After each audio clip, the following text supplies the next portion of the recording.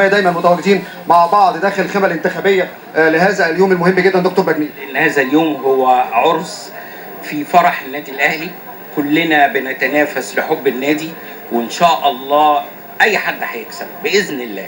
اي حد هيكسب هيكون في خدمه النادي، واللي مش هيوفقه برضه هيكون في خدمه النادي.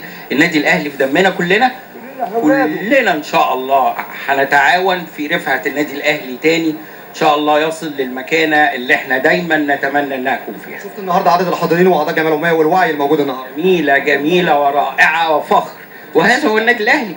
النادي الاهلي هو مصر يا جماعه، النادي الاهلي هو مصر. النادي الاهلي بيكون نسبه كبيره جدا من المصريين، وطبعا انا مش هحكي واقول هذا النادي اقيم لاسباب وطنيه، لاسباب عشان الانجليز كانوا عاملين نادي الجزيره. النادي الاهلي انشئ عشان المصريين يعبروا عن رايهم ويكسبوا في الكوره ويبقوا هايلين ويبقوا تمام جدا.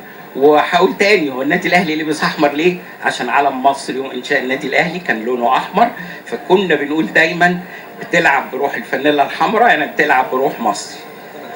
شكرا. اذا ده كان لقاءنا مع الدكتور محمود بجنيد طبعا، ورصد الانتخابات مجلس درجه جديد داخل النادي الاهلي لمده 4 سنوات قادمه، ورصد الحاله الانتخابيه داخل الحرم الانتخابي، وحضور مكثف من اعضاء الجمعيه العموميه ووعي الجمعيه العموميه لانتخابات النادي الاهلي. وكما تروا طبعا الصناديق ممتلئه عن اخرها طبعا بتصويت اعضاء الجمعيه العموميه لانتخاب مجلس درجه جديد يقود القلعه الحمراء بدءا من عام 2014 حتى عام 2018.